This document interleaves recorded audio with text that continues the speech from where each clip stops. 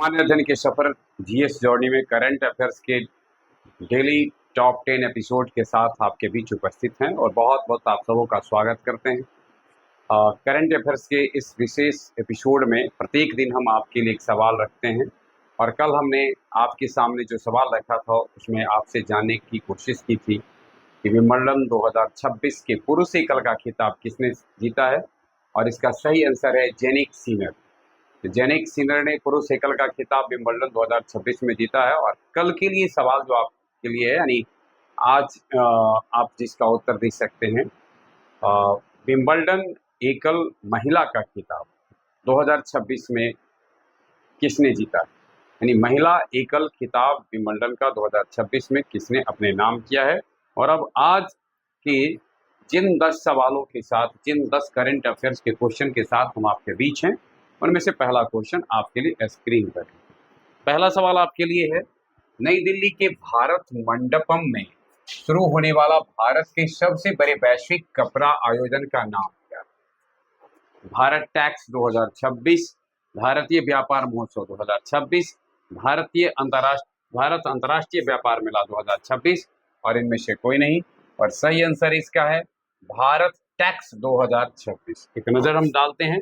Bharat tax 2026 का आयोजन 14 जुलाई से 17 जुलाई 2026 के बीच किया जा रहा है, यानी 17 जुलाई तक किया गया। इसका उद्देश्य कपड़ा, फैशन, सतत विकास, सस्टेनेबिलिटी, प्रौद्योगिकी और नवाचार के क्षेत्र में भारत के बढ़ते वैश्विक नेतृत्व को प्रदर्शित करना। प्रधानमंत्री नरेंद्र मोदी के 5F विजन, 5F में पहला फील्ड है, फाइबर है, फैक्ट्री है, फैशन है और फॉरेन। तो देखिए, खेत से फाइबर, कारखाने से कारखाने, फैशन से विदेश तक से प्रेरित है। केंद्रीय कपड़ा मंत्री वर्तमान में श्री गिरिराज सिंह हैं और Bharat tax trade federation BTTF ने इसका आयोजन किया है। अभी यह जो सम्मेलन हुआ, इसकी मेजबानी किसने किया है? तो भारत टैक्स फेडरेशन के द्वारा किया गया। दूसरा सवाल आपके लिए, प्रसिद्ध पार्श्व गायिका एस जानकी, जिनका हाल ही में 88 वर्ष की आयु में निधन हो गया, लोकप्रिय रूप से किस उपनाम से जानी जाती थी? यानी उनको किस उपनाम से जाना जाता?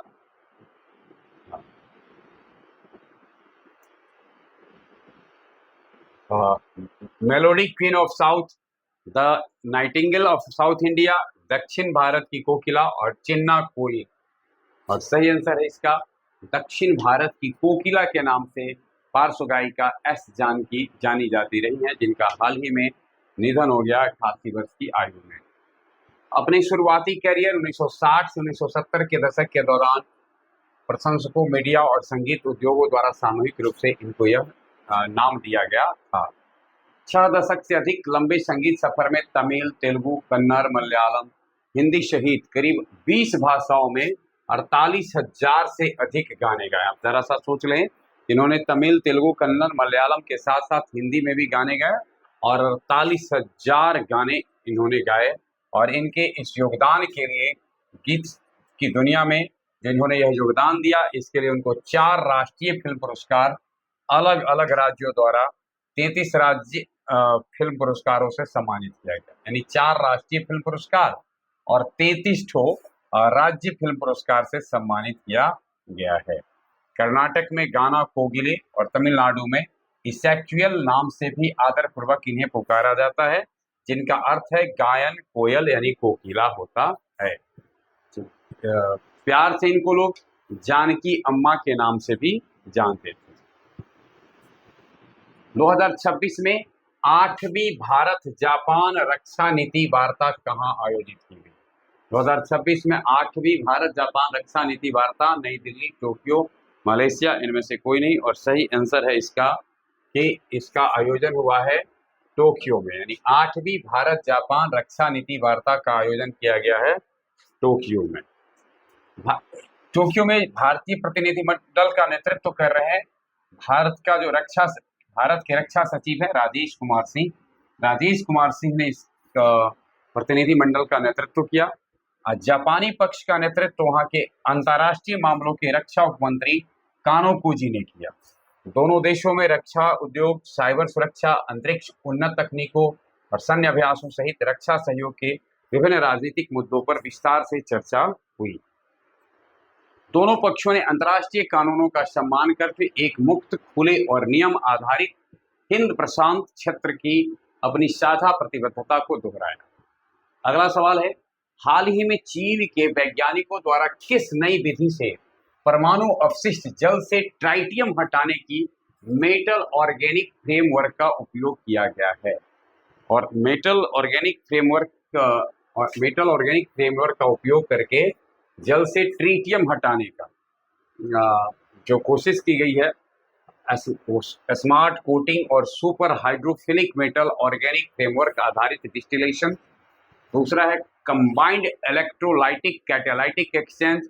तीसरा है क्रायोजेनिक डिस्टिलेशन और चौथा है कैटालिटिक एक्सचेंज, यानी और सही आंसर है इसका ऑप्शन ए, स्मार्ट कोटिंग और super hydrophilic metal organic framework आधारित डिस्टिलेशन से परमाणु अपशिष्ट जल से ट्रीटियम हटाने की मेटल ऑर्गेनिक फ्रेमवर्क उपयोग किया गया है।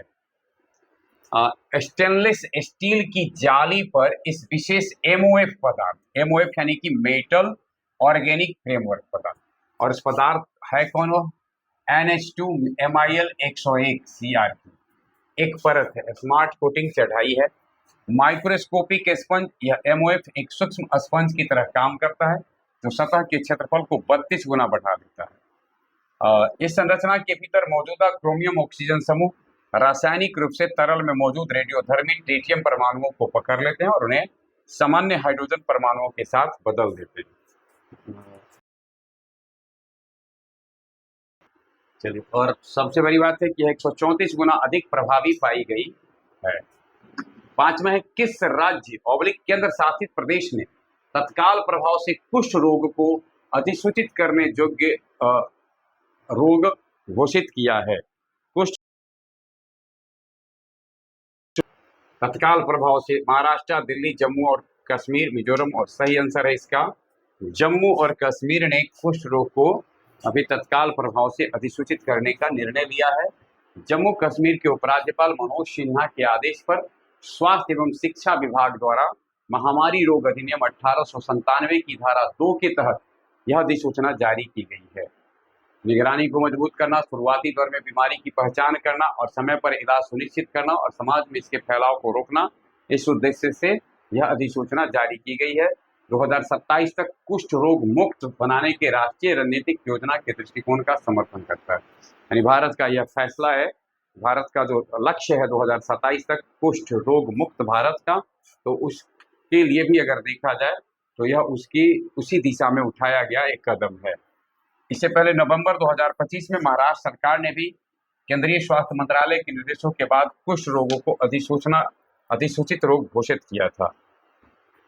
अगला है, हाल ही में भारतीय रिजर्व बैंक ने आंतरिक लोकपाल का तीसरा वार्षिक सम्मेलन कहाँ आयोजित किया? मुंबई, दिल्ली, चेन्नई, कोलकाता, और यह आयोजन हुआ है आरबीआई का जहां मुख्यालय है अर्थात मुंबई में।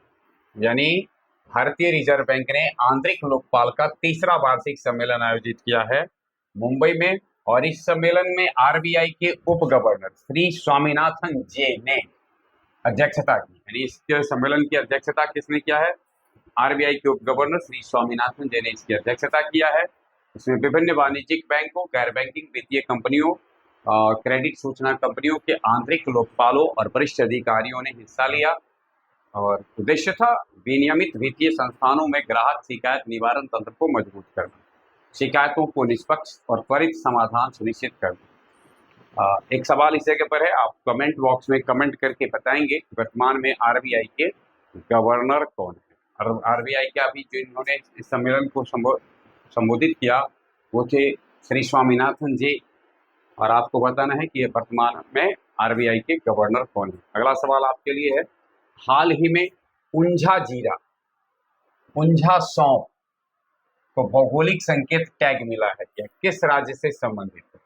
उंझा जीरा, उंझा सौंफ को भौगोलिक संकेत मिला है तमिलनाडु, बिहार, गुजरात, झारखंड, और इसका सही आंसर है यह गुजरात से।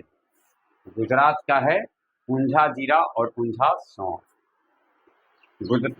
उंझा शहर पूरे एशिया में जीरा और सौंफ की सबसे बड़ी थोक मंडियों के लिए प्रसिद्ध है। यानी उंझा जो है वो गुजरात का शहर ही है, उसी के नाम पर है उंझा जीरा और सौंफ। और मसाला बाजार में यह काफी प्रसिद्ध जगह है।